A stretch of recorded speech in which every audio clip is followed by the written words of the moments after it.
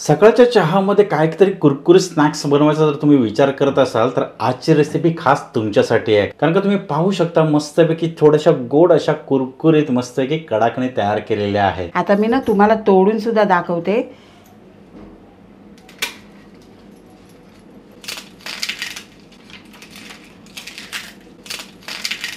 आणि हो, नवरात्रोत्सव चालू आहे आणि ह्या कडाकणी तुम्ही देवीला प्रसाद म्हणून सुद्धा अर्पित करू शकता। रेसिपी एकदम साधी, सिंपल आणि फटाफट तयार होणारी आहे। नमस्कार मित्रांनो, मी आणि माझ्या तुम्हा सर्वांचं आजच्या रेसिपीमध्ये खूप मनापासून स्वागत करीत आहोत। आजची रेसिपी आहे कडाकणी आणि तुम्ही पाहतात आपला घरचा स्वाद।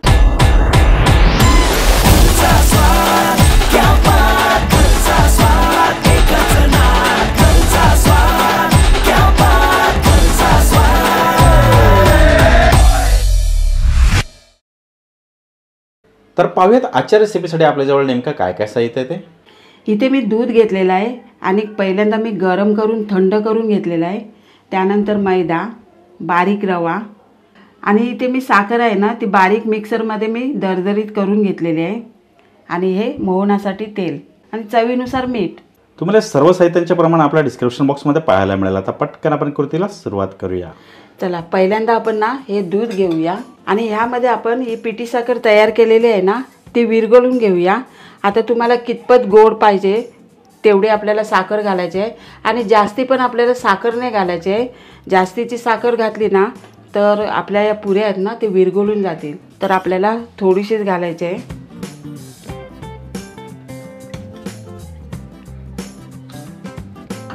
आता ही विरघळून घ्यायची आहे आपल्याला दुधामध्ये। तुम्ही दुधाऐवजी पाणीसुद्धा घेऊ शकता। तर ही बघा आपली साखर आहे ना ती विरघळून झालेली आहे। आता या दुधाला ना आपण बाजूला ठेवूया आणि त्यानंतर आपल्याला हे तेल घेतलेलं आहे। आता हे तेल आहे ना ते आपल्याला थोडंसंच घ्यायचं आहे, जास्तीचं नाही घ्यायचं। साधारण मी 2 चम्मच घेतलेलं आहे। आता या तेलाऐवजी तुम्ही तूपसुद्धा घेऊ शकता, तर मी इथे तेल घेतलेलं आहे। आता हे आपले तेल तापते ना ते आपल्याला चांगलं गरम करून घ्यायचं आहे। तोपर्यंत आपण काय करूया, हा मैदा, रवा आणि मीठ चांगलं एकत्रित करून घ्यायचं आहे।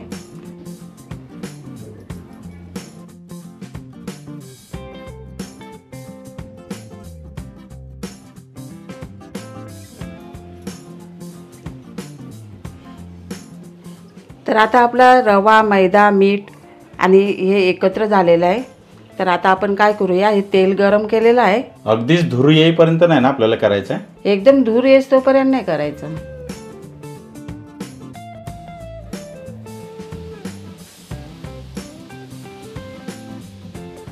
तर आता आपल्याला हे मोहन घातलेलं आहे ना ते आपल्याला हाताने एकजीव करून घ्यायचं आहे। पण तेल गरम असल्यामुळे आपल्याला असं पीठ उडून घ्यायचं आहे, नाहीतर मग काय होते चटका लागेल। नाहीतर आपण चमचासुद्धा घेऊ शकता। आता हे तेल आहे ना ते चांगलं पिठाला चोलून घ्यायचं आपल्याला।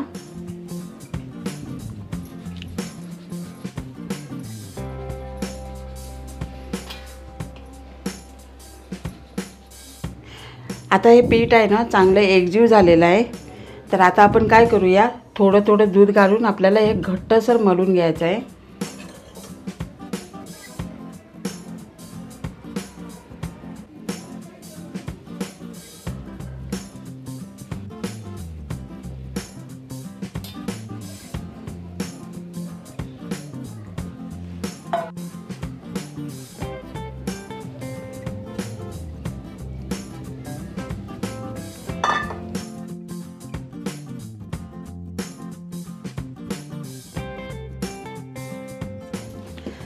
हे बघा आपलं पीठ आहे ना ते चांगलं बऱ्यापैकी मळलेलं आहे।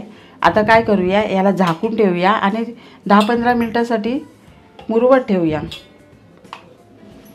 अशाच नवनवीन आणि घरगुती रेसिपींसाठी घरचा स्वाद हे चॅनल नक्की सबस्क्राइब करा।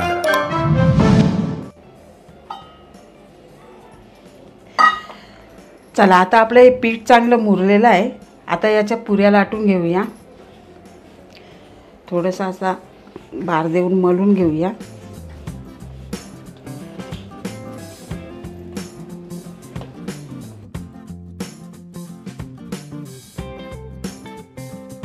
आता आपण याच्या लाट्या करून घेऊया, म्हणजे गोळे तयार करून घेऊया।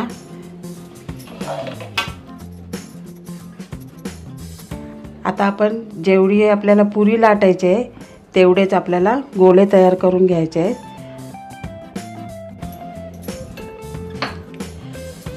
आणि पुरी लाटताना आपल्याला एकदम पातळ लाटून घ्यायचे आहे. आता या पुरीला पीठ नाही घेतलं तरी सुद्धा चालेल.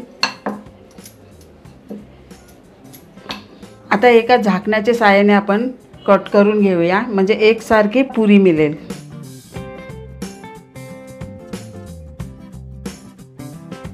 अशाच आपण बाकीच्या सुद्धा तयार करून घेऊया.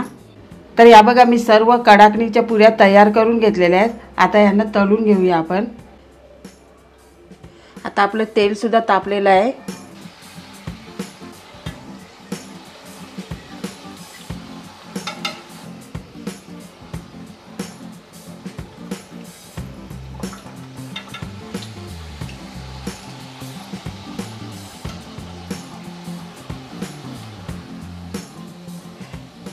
तर या बघा अशा रंगावर आपल्याला काढून घ्यायचे आहेत, जास्त करपू नाही द्यायच्या.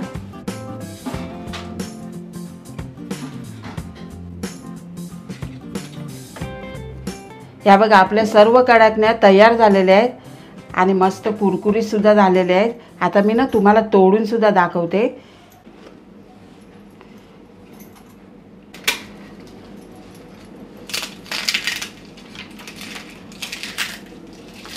वाह, कसल्या भारी कुरकुरीत झालेल्या आहेत. आणि सर्वात महत्त्वाची गोष्ट म्हणजे तुम्ही पाहू शकता कुठेही तेलकट सुद्धा झालेले नाही आहेत. एकदम साधी सोपी आहे. तुम्ही पाहिलं ना किती झटपट तयार झालेल्या आहेत.